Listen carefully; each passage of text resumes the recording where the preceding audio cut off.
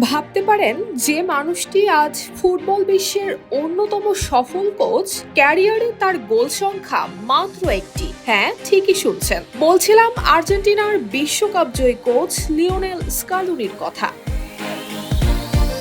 খেলোয়াড় হিসেবে স্কালোনি কখনোই আলোচনার কেন্দ্রবিন্দু ছিলেন না। রাইট ব্যাক এবং মিডফিল্ডার হিসেবে নিজের দায়িত্বটা নিখুঁতভাবেই পালন করেছেন তিনি। জাতীয় দলের হয়ে 2006 বিশ্বকাপ স্কোয়াডে থাকলেও মাঠে নামার সুযোগ পেয়েছিলেন মাত্র একটি ম্যাচে। কিন্তু ভাগ্য যেন তার জন্য লিখেছিল অন্য গল্প। কোচের চেয়ারে বসার পরই বদলে যায় সবকিছু। বছরের পর বছর ফাইনালে হেরে মানসিকভাবে ভেঙে পড়া আর্জেন্টিনাকে নতুন পরিচয় দেন স্কালোনি। দলের মধ্যে গড়ে তোলেন আত্মবিশ্বাস, শৃঙ্খলা আর ঐক্যের সংস্কৃতি। স্কালোনির হাত ধরিয়ে আসে কোপা আমেরিকা শিরোপা, ফিনালিসিমার গৌরব আর তারপর 2022 সালের কাতার বিশ্বকাপ জয়। 36 বছরের অপেক্ষার অবসান ঘটিয়ে আর্জেন্টিনাকে আবারও বিশ্বের সেরা আসনে বসান স্কালোনি।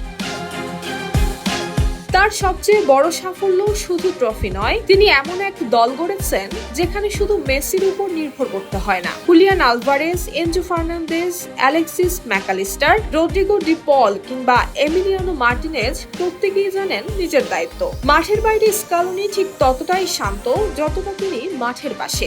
জয়ের পরেও নেই বাড়তি উচ্ছ্বাস, পরাজয়েও ভেঙে পড়েন না। প্রতিপক্ষকে সম্মান করেন, হতে চান না আলোচনার কেন্দ্রবিন্দু। তার কাছে ফুটবল মানে পরিকল্পনা, শৃঙ্খলা, কঠোর পরিশ্রম আর দলগত ঐক্য।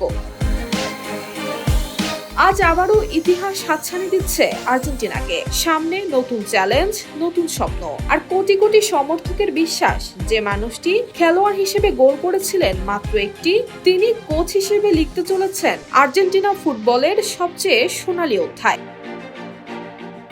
News desk, Bangladesh bulletin.